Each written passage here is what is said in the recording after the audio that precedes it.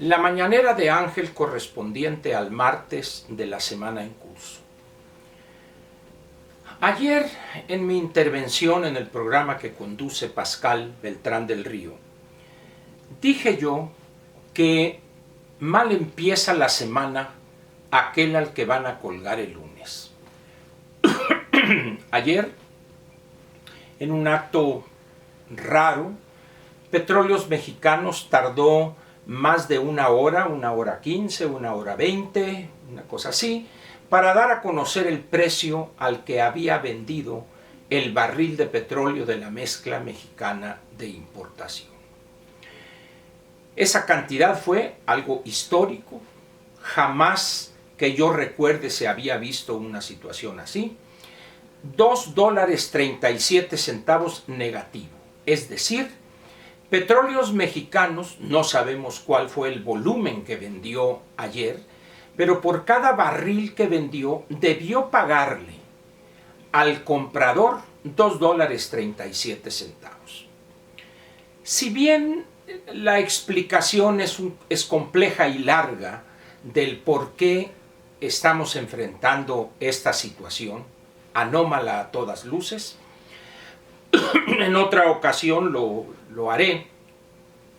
Sin embargo, esto es una cosa que empezó muy temprano. Ayer, desde las 6:10 de la mañana, empecé a seguir los precios y empezaron estos a bajar, y luego al llegar a cero, rebasar la barrera de los precios positivos del West Texas Intermediate y pasar a terreno negativo para cerrar en 37.73, una cosa así. Más tarde ya, a las 8:30, 9 de la noche, ya estaba en terreno positivo con $1, $2, una cosa así. Esperemos que mañana las cosas cambien, si no sería una ilusión pensar que subiría a $30, $40, pero que mejorare un poco el precio. Le aclaro que hoy vence el plazo para ventas a futuro para entregar en mayo. Entonces, esa es una de las razones también por las cuales la desesperación hizo presa de algunos, de tal manera pues que llévate el petróleo. Sin embargo, el precio para los futuros de junio ya está en las vecindades de $24, $25. ¿Por qué? Porque las compañías piensan o esperan o quizá desean en una especie de ilusión juvenil que el exceso, la sobreoferta que hay de volumen de petróleo crudo en el mundo, alrededor de 30-35 millones de barriles, sea reducida de manera sustancial y no nomás los 9.7 millones de barriles que acordó la OPEP y OPEP Plus hace escasamente una semana, 2 días.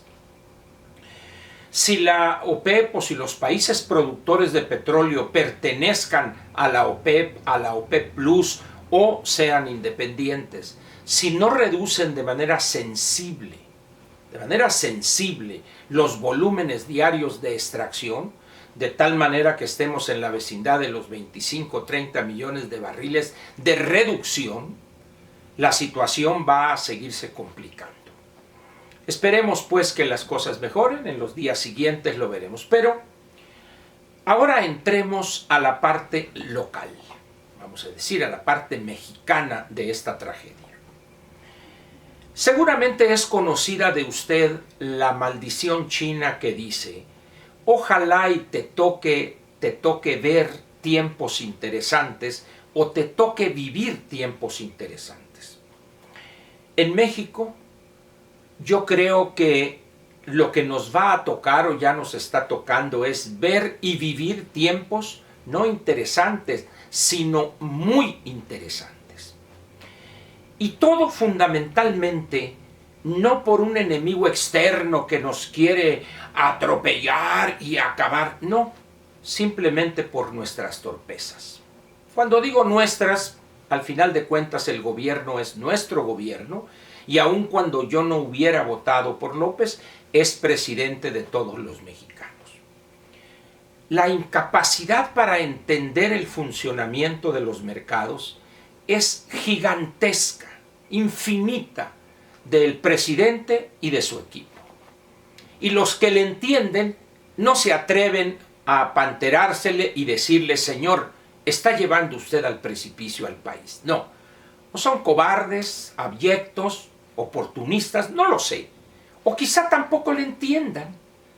La señora Nale, por ejemplo, una persona que tiene un doctorado en una excelente universidad de los Estados Unidos, la señora Graciela Márquez, la del mole artesanal, también tiene un doctorado en historia económica y seguramente estudió algunos episodios parecidos a este que estamos enfrentando y sabe cómo funcionan los mercados. Su señor esposo, el doctor Gerardo Esquivel, una persona graduada en Harvard, sabe también, es vicegobernador del Banco de México, una persona cercana a López que también él entiende a este asunto. Sin embargo, nadie se atreve a decirle o a cuestionar al presidente. Y todavía el presidente se da el lujo de sacar un tuit donde, con una cara adusta, donde parece que está, como diría el Catón, encaboronado. Encaboronado, dije, o sea, no se vayan a molestar, con una cosa así, la hazaña con que han tratado a la industria petrolera, esto que han hecho, esta agonía. ¿Quién es presidente? ¿Quién es? ¿Con qué saña? ¿A quiénes se refiere? ¿Acaso se refiere al inepto e incapaz de Octavio Romero?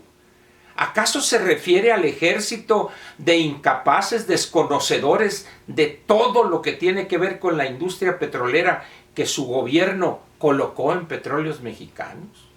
¿O acaso se refiere usted a la incapacidad y fobias ideológicas de la maestra Nale?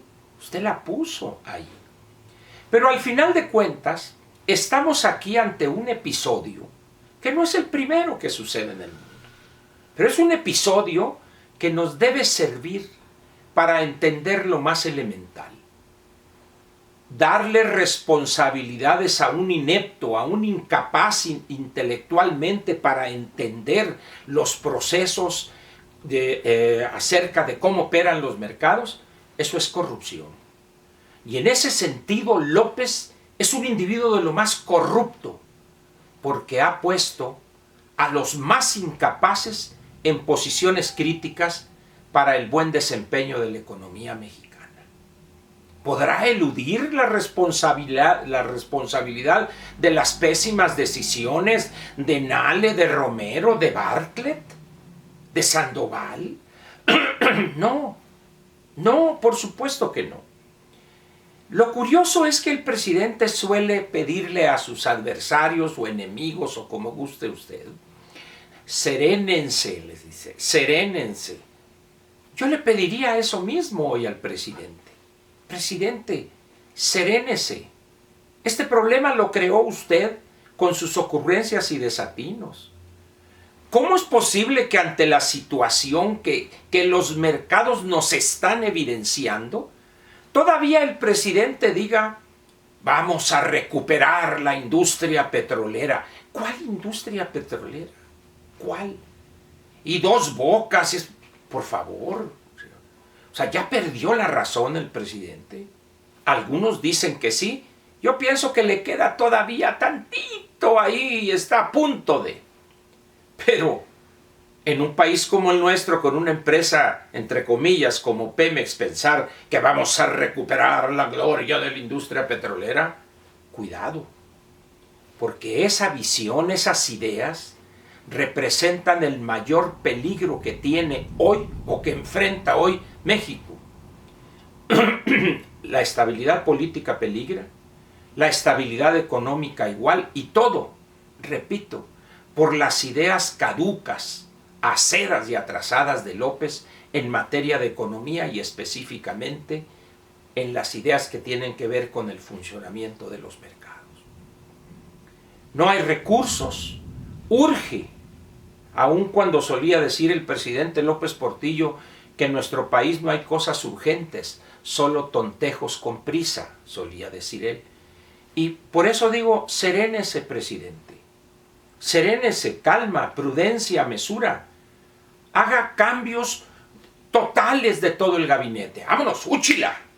Pero también cambie usted. De un giro de 180 grados. Llame a los mejores, a los especialistas, a los que usted corrió con una patada en el trasero sin la menor consideración. Llámelos. Y yo le puedo asegurar a usted que por el amor a México que le tienen todos esos, regresarían, no más que usted acepte que es un ignorante y déjelos trabajar. Las decisiones que deben tomarse a partir de ya son todas impopulares y dolorosas. Hay que cancelar esas tonterías de Santa Lucía, Dos Bocas y Tren Maya. Hay que reducir y decirlo este año y el siguiente, cuando menos, esos programas clientelares. Que usted no quiere perder votos, a la mitad póngalos.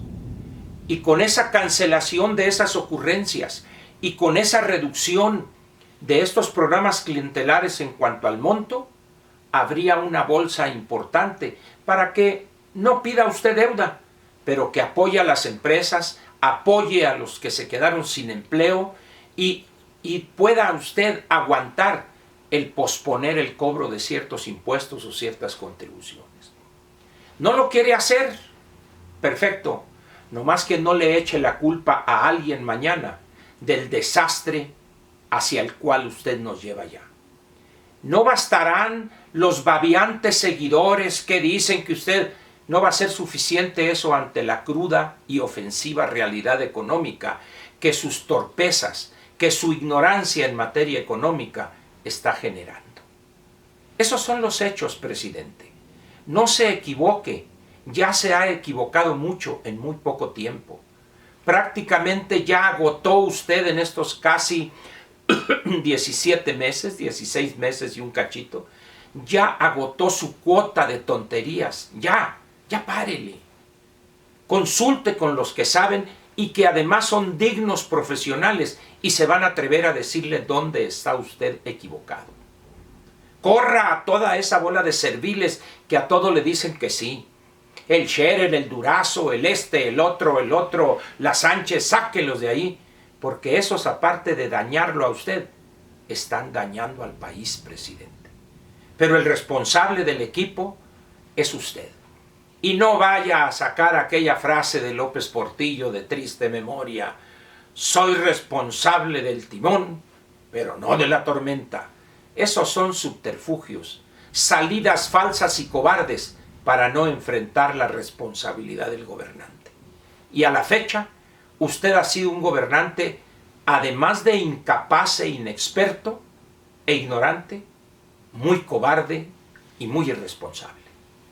Lo espero mañana miércoles a ver qué podemos hacer o qué esperar de este desastre de Petróleos Mexicanos y de la incuria e ignorancia de personajes como Nale, Romero y Bartlett.